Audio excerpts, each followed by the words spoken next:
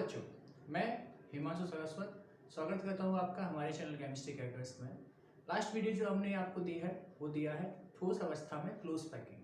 Close packing is solid state, ठीक है, जो दो प्रकार के होते हैं, एक 2D एक 3D। लास्ट वीडियो में हमने आपको पढ़ाई थी 2D क्लोज पैकिंग, तो आज हम आपको पढ़ाने जा रहे हैं 3D क्लोज पैकिंग एंड ठोसों में दोष जो होते हैं वो हम आपको बताने जा रहे हैं। तो चलिए बिना समय को बिगाड़ते हुए स्टार्ट करते हैं आज की पढ़ाई।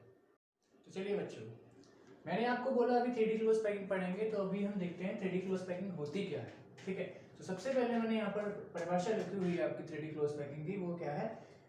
किसी क्रिस्टल में उसके संघटक कण जो होते हैं वो यदि त्रिविमीय व्यवस्था प्रदर्शित करते हैं तो उस प्रकार की क्लोज पैकिंग को हम कहते हैं 3D क्लोज पैकिंग। ठीक है, अब त्रिविमीय व्यवस्था का क्या मतलब है? मैंने जैसे आपको लास्ट वीडियो में समझाया था कि आपको कण या जो संघटक कण है वो क्या मानने हैं, फुटबॉल मान लीजिए आप। ठीक है, तो आपने फुटबॉल्स लाइन से लगाई थी, फुटबॉल्स को लाइन से लगाया था, एक प्लेन बन के आया था, तल बन के आया था। ठीक है, उस तल में केवल लंबाई थी और क्या थी, चौड़ाई थी। लेकिन अभी क्या करना है आपको, आपने एक प्लेन बना लिया, मतलब एक रूम में नीचे की तरफ फुटबॉल लाइन से लगा दी और एक प्लेन बन गया फुटबॉल का।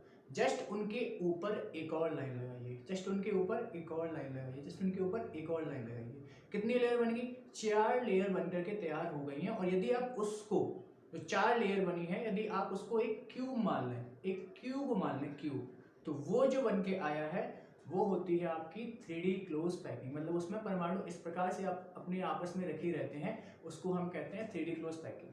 ठीक है, अब ये आपको 2 मिनट में और समझ आ जाएगी। यह मुख्यतः 2 प्रकार की होती है, जैसा मैंने यहाँ पर लिखा हुआ है, यह 2 प्रकार की होती है। ठीक है, और सबसे पहली वाली जो हमारी क्लोज पैकिंग होती है वो होती है षटफलकीय निबिड़ संकुलन। ठीक है, कौन सी होती है? षटफलकीय निबिड़ संकुलन, हेक्सागोनल क्लोज पैकिंग इसे हम कहते हैं। ठीक, मैं आपको पहले समझा देता हूँ। आप एक फुटबॉल को रखें बीचा बीच में, बिल्कुल बीच में फुटबॉल रखें, उसके चारों तरफ आपने कितनी फुटबॉल लगाई? 6 फुटबॉल लगाई। देखो मैं इधर फोटो समझा रहा हूँ, एक फुटबॉल बीच में रखी है, उसके चारों तरफ कितनी फुटबॉल लगाई? 6 फुटबॉल लगाई, जो कि उसको स्पर्श कर रही हैं। समझ आया?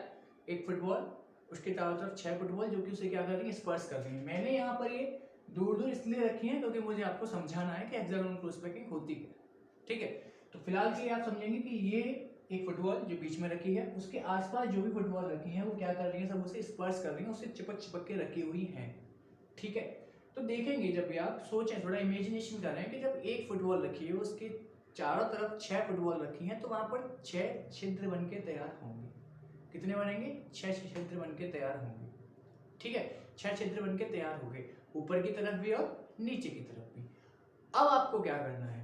जैसे कि मैंने लास्ट वीडियो में आपको बताया था कि आपको फुटबॉल, परमाणु या जो आपके कण हैं, उनका जो साइज है आपको क्या मानना है? बराबर मानना है, साइज बिल्कुल इक्वल मानना है आपको।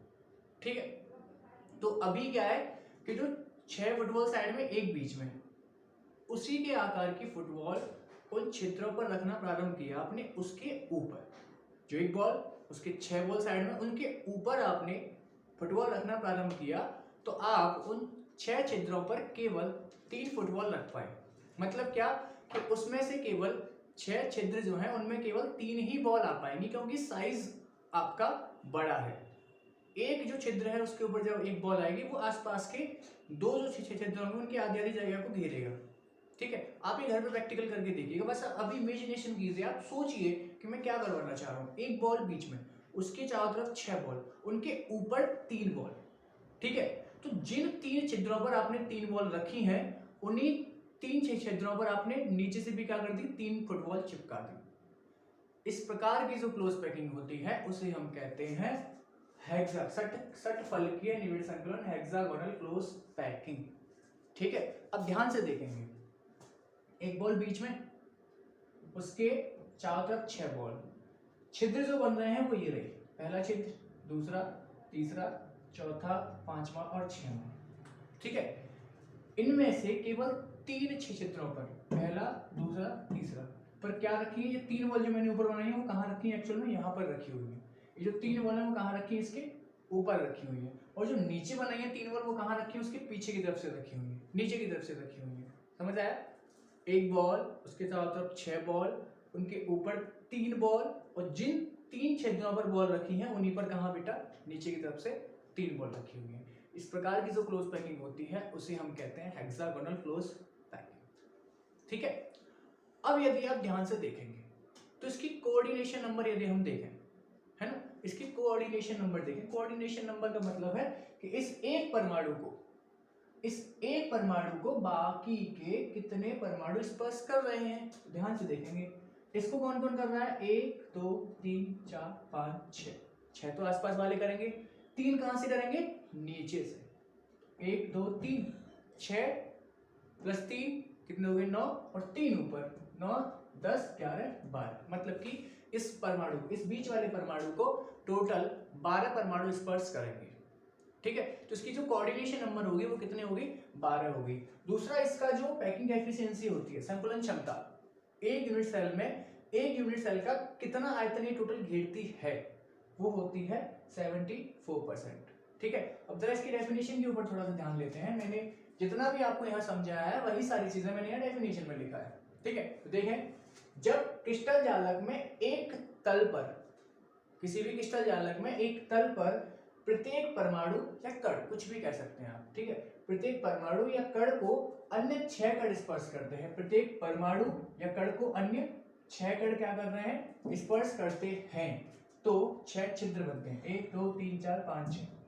ठीक है, 6 छिद्र बनते हैं। इन छिद्रों के ऊपर तथा नीचे, ऊपर की तरफ तथा नीचे की तरफ केवल 3 कण व्यवस्थित हो सकते हैं या होते हैं। ठीक है, केवल 3 कण ही व्यवस्थित हो सकते हैं, केवल 3 कण, ऊपर भी और नीचे की तरफ भी। ठीक, जिन 3 छिद्रों के ऊपर 3 परमाणु व्यवस्थित रहते हैं, जिन 3 छिद्रों के ऊपर 3 परमाणु व्यवस्थित रहते हैं, उन्हीं 3 छिद्रों के नीचे, देखो, उन्हीं 3 छिद्रों के नीचे अन्य 3 परमाणु व्यवस्थित रहते हैं। तो इस प्रकार के संकुलन को HCP, हेक्सागोनल क्लोज पैकिंग, या मैंने यहाँ पर एक और नाम दिया है ABA। ठीक है, ABA का मतलब क्या है, इस प्रकार की जो व्यवस्था है उसे मैंने मान लिया A प्रकार की व्यवस्था, इस प्रकार की जो व्यवस्था है उसे मैंने मान लिया B प्रकार की व्यवस्था, और इस प्रकार की जो व्यवस्था है वही है, तो क्या कहलाएगी, A। तो इसे हम ABA क्लोज पैकिंग भी कह देते हैं। या एग्जामिनेशन में पूछा जाता है कि ABA क्लोज पैकिंग क्या होता है, तो इसलिए मैंने आपको बताया। ठीक है, इसमें प्रत्येक कण की समन्वय संख्या 12 होती है, कोऑर्डिनेशन में 12 होती है, तथा संकुलन क्षमता कितनी होती है, 74% होती है। ठीक है, इसकी यदि हम एग्जांपल देखें तो हीरा सबसे अच्छा एग्जांपल है जो HCP क्लोज पैकिंग में होता है, मतलब कि हेक्सागोनल क्लोज पैकिंग में होता है। उसकी जो कण होते हैं वो सेम इसी प्रकार से व्यवस्थित रहते हैं। प्रत्येक कार्बन को इस प्रकार से हमारी क्लोज पैकिंग होती है उसमें। ठीक है, हीरे के जो एग्जांपल, हीरा जो है उसमें प्रत्येक कार्बन के आसपास 6 कण होते हैं, ऊपर 3 कण होते हैं, नीचे की तरफ 3 कण होते हैं, इस प्रकार के आसपास भी बहुत सारे कण होते हैं फिर। ठीक है, एग्जांपल सबसे पहला हीरा। दूसरा धातु में जैसे बहुत सारी धातु हैं, लेकिन इनमें देखना तो magnesium, cobalt, beryllium and zinc, सारी की सारी क्या है आपकी धातुएं हैं जो कि हेक्सागोनल क्लोज पैकिंग दर्शाती है। ठीक है, तो चलिए आप इसका स्क्रीनशॉट ले लीजिए, नोट कर लीजिए, इसके बाद पढ़ते हैं हम सेकंड। चलो बच्चों, तो अब जो हम नेक्स्ट अपना पढ़ने जा रहे हैं क्लोज पैकिंग, वो है हमारी घनीय निविड़ संकुलन, जिसे हम कहते हैं क्यूबिक क्लोज पैकिंग। अगर आपको हेक्सागोनल क्लोज पैकिंग समझ में आ गई है, जो हमने जस्ट इससे पहले पढ़ी है, तो डेफिनेटली मैं ये बात कह सकता हूँ कि आपको ये वाली क्लोज पैकिंग बहुत आसानी से समझ आ जाएगी, बिकॉज थोड़ा सा अंतर है, बाकी सारी चीज़ें वही हैं जो हेक्सागोनल क्लोज पैकिंग में होती हैं। ठीक है, अंतर क्या है वो मैं आपको बताता हूँ, समझा देता हूँ। जैसे मैंने आपको लास्ट में क्या बोला था, एक कण आपको बीच में लगाना है, उसके चारों तरफ आपने 6 कण लगाए, उन 6 कणों के 6 छिद्र बनते हैं। ठीक है, क्या बनते हैं, 6 छिद्र बनते हैं उन 6 कणों के। ठीक, अब उन 6 छिद्रों में से किन्हीं भी 3 छिद्रों पर ही आपने 3 कणों को ऊपर व्यवस्थित किया था, या मैं ऐसे कह सकता हूँ 3 फुटबॉलों या 3 बॉलों को आपने व्यवस्थित किया था। केवल 3 छिद्रों पर, 6 में से केवल 3 छिद्रों पर ही आपने 3 कणों को व्यवस्थित किया था। उसके अलावा बाकी के जो 3 छिद्र थे वो बाकी थे, उन पर कुछ नहीं रखा हुआ था। ठीक है, हालांकि नीचे की तरफ से भी हमने उन्हीं छिद्रों पर बॉल रखी थी जिन पर ऊपर रखे थे, लेकिन अब मैं जो समझाना चाह रहा हूँ वो आप समझें। बॉल एक बॉल बाकी की 6 बॉल स्पर्श कर रही हैं, उसे आपस में रखी हुई हैं, केवल 3 छिद्रों पर ही ऊपर बॉल रखी हुई है। तो जिन 3 छिद्रों पर ऊपर फुटबॉल या कड़ रखा हुआ है उनको छोड़ करके बाकी जो 3 छिद्र हैं उन पे नीचे की तरफ से बॉल रख दो। समझ आया? नीचे की तरफ से बॉल लगा दो। समझ आया नहीं आया? अभी इधर समझते हैं। 6 बॉल रखी हैं, छिद्र बने 2 3 4 5 6। ये जो 3 बॉल हैं वो रखी हैं, ये वाली रखी है इधर, ये वाली रखी है इस पर, ये वाली रखी है इस पर। अभी कौन कौन से छिद्र खाली रह गए? ये वाला खाली, ये वाला खाली और ये वाला खाली। अब नीचे की तरफ से जो हमने बॉल लगाई है वो कौन कौन से पे लगाई है? ये वाली लग रही है इस पर, ये वाली लग रही है इस पर, ये वाली लग रही है इस पर। मतलब कि बाकी के जो 3 छिद्र रह गए उन पर हमने नीचे से 3 बॉल स्थायी की है या रखी है, ठीक है, या 3 कड़ लगाए हैं।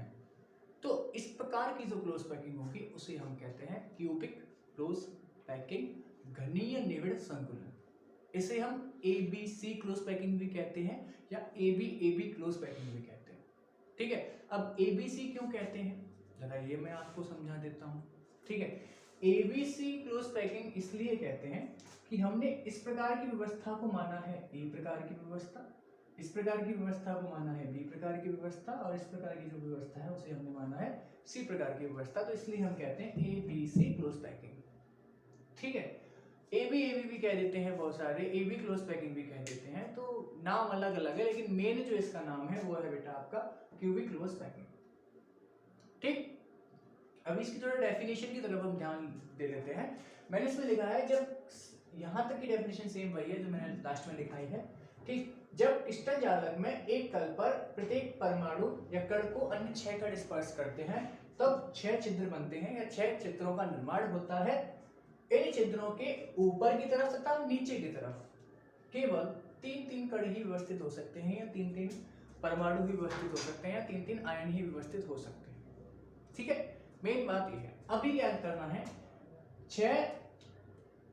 6 छिद्रों में ऊपर की ओर, 6 छिद्रों में ऊपर की ओर जिन 3 छिद्रों पर 3 गोले व्यवस्थित होते हैं, 3 परमाणु व्यवस्थित होते हैं। दोबारा से सुनिए इस बात को।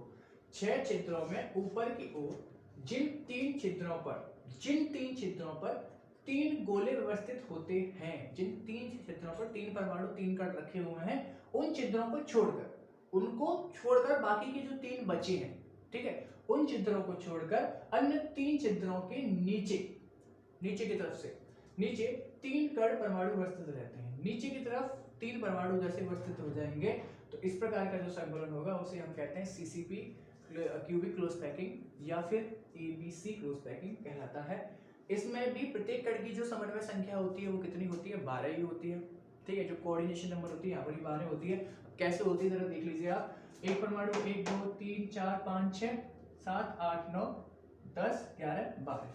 ठीक है, टोटल इसे भी कितने कण छू रहे हैं? 12 कण स्पर्श कर रहे हैं। और इसकी जो संकुलन क्षमता होती है, ठीक है, इसकी जो संकुलन क्षमता होती है वो भी कितनी होती है बेटा? 74% होती है। ठीक है, इसके जो हमारे पास एग्जांपल आने वाले हैं वो है आपका Fe, nickel, copper, Ag, Au, aluminium इत्यादि। उम्मीद है ये आपको समझ में आ गया होगा। ठीक है, तो आप दोनों को कंपैरिजन कीजिएगा, hexagonal close packing and cubic close packing को। देन आप एक बार सोचिए, इमेजिनेशन बहुत इंपॉर्टेंट है इन दोनों के लिए। ठीक है, तो आप जल्दी से इसका स्क्रीनशॉट ले लीजिए। देन हम चलते हैं आगे की तरफ। चलो बच्चों, तो क्लोज पैकिंग के बाद अब हम पढ़ते हैं त्रिज्या अनुपात। ठीक है, त्रिज्या अनुपात के न्यूमेरिकल पूछे जाते हैं इस चैप्टर से, तो इसलिए मैं आपको त्रिज्या अनुपात के बारे में बता रहा हूँ। ठीक है, सबसे पहले हम जानेंगे कि त्रिज्या अनुपात होता क्या है। ठीक, तो मैंने यहाँ डेफिनेशन लिखी हुई है।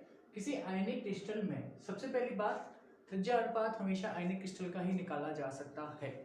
ठीक है, किसी आयनिक क्रिस्टल में धनायन तथा ऋणायन की त्रिज्याओं, किसी आयनिक क्रिस्टल में धनायन तथा ऋणायन की त्रिज्याओं का अनुपात रेडियस रेशियो मतलब कि त्रिज्या अनुपात कहलाता है। किसी आयनिक क्रिस्टल में धनायन तथा ऋणायनों की त्रिज्याओं का जो अनुपात होता है वो बेटा जी क्या कहलाता है? आपका रेडियस रेशियो कहलाता है। इसको निकालने का जो फॉर्मूला है वो है हमारा त्रिज्या अनुपात is equal to radius of positive ion. Positive ion की त्रिज्या हमेशा कहाँ आती है? ऊपर की तरफ। उसमें डिवाइड किया जाता है हमेशा radius of negative ion. Radius of negative ion -1 -1 R plus R minus. ठीक है, इसका फॉर्मूला होता है। अब आपके माइंड में कोई सवाल आ रहा होगा कि इससे फायदा क्या होता है, न्यूमेरिकल आता है वो ठीक है, लेकिन न्यूमेरिकल हम कर भी देंगे तो रेडियस रेशियो निकालने से हमें क्या फायदा मिलता है। तो फायदा यहाँ पर मैं आपको बताता हूँ कि यदि क्रिस्टल का रेडियस रेशियो पता हो, यदि किसी भी क्रिस्टल का आपको रेडियस रेशियो त्रिज्या अनुपात पता हो, तो उसकी आप धनायन की कोऑर्डिनेशन नंबर बता सकते हैं कि उस धनायन की जो भी धनायन होगा, सेंट्रल मेटल जो होगा, पॉजिटिव आयन होता है हमेशा, क्योंकि बिकॉज नेगेटिव आयन क्या होता है, हमेशा लिगेंड होते हैं, ठीक है, जो चारों तरफ से उसे घेरते हैं, ठीक है। तो उसकी जो धनायन की जो कोऑर्डिनेशन नंबर होगी वो पता पड़ती है। दूसरा पता पड़ती है क्रिस्टल की संरचना क्या है, दूसरा आपको जो पता पड़ता है वो पता पड़ता है कि क्रिस्टल की संरचना क्या है। अब मैंने यहाँ पर एक टेबल बनाई है, उस टेबल में आपको कुछ चीज़ें याद रखनी है, वो मैं आपको बता देता हूँ। 155, 225, 414, 732 और 1। यदि ये नंबर आपको याद है, ठीक है, यदि ये नंबर आपको याद हो जाए तो जो मैंने यहाँ पर टेबल बनाई है ना, वो आपको चुटकियों में याद हो जाएगी। और ये क्या, कोई भी त्रिज्या अनुपात आता है, कोई भी त्रिज्या अनुपात आता है, उसकी संरचना, उसके एग्जाम्पल तथा उसकी कोऑर्डिनेशन नंबर आपको याद हो जाएगी। देखिए कैसे, ठीक है, ये नंबर आपको याद हो गए। मैं आपको 2 मिनट का टाइम है, सेकंड का टाइम ले लीजिए, फिर हमें आपको बताता हूँ। ये नंबर आपको बस एक बार दिमाग में सेव कर लीजिए, 155, 225, 414, 732 1, ठीक है, 155, 225, 414, 732 एंड 1। ये नंबर आपको यदि याद हो गए तो फिर फिनिश, काम खत्म, ठीक है, बस आपको सब कुछ याद हो गया। देखो अब इन नंबरों पे आगे 0.0.0 लगा दो, 1 के लास्ट में पॉइंट लगा देंगे। देखो 0.155 से लेकर के 0.225, 0.155 से लेकर के 0.225 पिकोमीटर। ध्यान रहे त्रिज्या हमेशा परमाणु की पिकोमीटर में ली जाती है, नैनोमीटर में भी आती है, ठीक है, लेकिन यहाँ पर पिकोमीटर की बात होगी। तो 0.155 से लेकर के 0.225 यदि किसी भी परमाणु की त्रिज्या का अनुपात आएगा, या किसी भी क्रिस्टल की त्रिज्या का अनुपात, मतलब धनायन का तथा ऋणायन का जो अनुपात आएगा वो 0.155 से लेकर के 0.225 के बीच में आएगा, तो उसकी कोऑर्डिनेशन नंबर हमेशा कितनी होगी, 3 हमेशा। उसकी कोऑर्डिनेशन नंबर कितनी होगी, हमेशा 3 होगी, तथा उसकी जो संरचना होगी वो कैसी होगी, त्रिभुजीय संरचना होगी, ट्रायंगुलर संरचना होगी, ट्रायंगुलर प्लेनर जिसे हम कहते हैं, मतलब कि 1 2 3 ऐसे करके बन जाएगा, सिंपल, ठीक है। पहला आपको याद हो गया। दूसरा देखो, दूसरा 1 यहाँ से यहाँ तक गए, 115 से 225 तक गए, अब कहाँ जाना है, 225 से 414 तक जाना है। तो देखो 0.225 से 0.414 जिसका भी त्रिज्या अनुपात आएगा उसकी कोऑर्डिनेशन नंबर कितनी होगी बेटा, 4 होगी। और यदि कोऑर्डिनेशन नंबर 4 होती है तो स्ट्रक्चर केबल और केबल जो हमारी संरचना बनती है वो बनती है कैसी, चतुष्फलकीय, जिसे हम कहते हैं क्या, टेट्राहेड्रन, ठीक। इसका एग्जांपल सबसे बढ़िया कौन सा है बेटा, जिंक सल्फाइड। जिंक सल्फाइड जो होता है उसकी स्ट्रक्चर होती है टेट्राहेड्रन। ऊपर वाले का एग्जांपल लिखोगे तो बोरोन ऑक्साइड, ठीक। अब देखो आगे, अभी क्या करना है, अभी 155 से 225 पे पहुंच गए, 225 से 414 पे पहुंच गए, अब कहां जाएंगे, 414 से 732 पर, ठीक है। तो अभी क्या करना है हमें, 0.414 से 0.732, 0.414 से 0.732 के बीच में जिसका भी त्रिज्या अनुपात आएगा उसकी कोऑर्डिनेशन नंबर होगी 6, ठीक है। कितने होने वाली कोऑर्डिनेशन नंबर, 6 होने वाली है, तथा उसकी जो संरचना होगी वो होने वाली है कितनी, या कैसी, सॉरी कितनी नहीं, कैसी होने वाली है, अष्टफल की संरचना होने वाली। ये एक बहुत ही ज्यादा कॉमन मिस्टेक करते हैं सही बच्चे, कि जैसे ही उन्हें दिखा 3 उन्होंने समझा त्रिभुजीय, त्रिभुज समझ लेते हैं, 4 से क्या समझेंगे, चतुष्फलकीय, और 6 से क्या समझते हैं, षष्ठफलकीय, जो कि बहुत गलत है, ठीक है। षष्ठफल की संरचना नहीं होती है। जब किसी परमाणु की, आपने संकरण पढ़े होंगे 11th में, वहां पर क्लियरली बताया जाता है कि जब किसी परमाणु की संकरण होता है sp3d2, जिसकी कोऑर्डिनेशन नंबर 6 होती है, उसके लिए sp3d2 d2sp3 दो प्रकार के संकरण होते हैं कोऑर्डिनेशन नंबर 6 के लिए, और उन दोनों की जो संरचना होती है वो होती है कैसी, अष्टफलकीय, ठीक है। तो ध्यान रहे इस बात का कि जब भी कोऑर्डिनेशन नंबर 6 आ रही है, संरचना क्या रहेगी, हमेशा अष्टफलकीय, ठीक है। संरचना क्या रहने वाली है, हमेशा अष्टफलकीय रहने वाली है, okay clear. Example sodium chloride, sodium chloride जो होता है वो हमेशा अष्टफलकीय संरचना में होता है, ठीक। आगे चलते हैं, अब जाना है हमें 732 से 1 पर, 1 का मतलब 1.00, ठीक है, अभी 0 तक चल रहे थे, 1 तक पहुंच गए। तो 0.732 से 0.732 से 1 तक जिसका भी त्रिज्या अनुपात आएगा उसकी कोऑर्डिनेशन नंबर होने वाली है 8 तथा उसकी संरचना आने वाली है घनीय संरचना, घनीय क्यूबिक स्ट्रक्चर। ठीक है, कैसी संरचना आने वाली है? क्यूबिक स्ट्रक्चर संरचना आने वाली है। और इसका जो एग्जाम्पल है वो होता है आपका सीजियम क्लोराइड। क्या होता है? Caesium chloride. ठीक है, तो ये था आपका त्रिज्या अनुपात। आप जल्दी से इसका स्क्रीनशॉट ले लीजिए। ठीक है, आप इसका स्क्रीनशॉट ले लीजिए। ठीक है, ओके। अभी आज हमने ये फिनिश किया अपना। ठीक है, आज हमने क्या फिनिश किया है आपका? हमने क्लोज पैकिंग फिनिश की है 3D वाली, तथा हमने जो हमने पढ़ा है वो पढ़ा है त्रिज्या अनुपात। ठीक, नेक्स्ट वीडियो में जो हम पढ़ने जा रहे हैं वो पढ़ेंगे ठोसों में दोष। बहुत ही ज्यादा इंपॉर्टेंट चीज है और बहुत ही मजेदार होने वाली है हमारी अगली वाली वीडियो। ठीक है, तो प्लीज यदि आपको अभी तक की केमिस्ट्री समझ आई है, यदि आपने हमारी पहली वीडियो से लेकर के आज तक की वीडियो सारी देखी है, समझ में आई है, तो प्लीज वीडियो को लाइक करें, वीडियो पे अपनी जो सजेशन है वो कमेंट्स बॉक्स में बताएं, तथा यदि आप हमारे चैनल पर नए हैं तो प्लीज चैनल को सब्सक्राइब करें, हमें सपोर्ट करें, और हम आपको ऐसी आशा दिलाते हैं कि हम ऐसी वीडियो आपके लिए ज़्यादा से ज़्यादा लेके आएंगे। ठीक है, तो चलिए मिलते हैं नेक्स्ट वीडियो में, तब तक के लिए नमस्कार, धन्यवाद।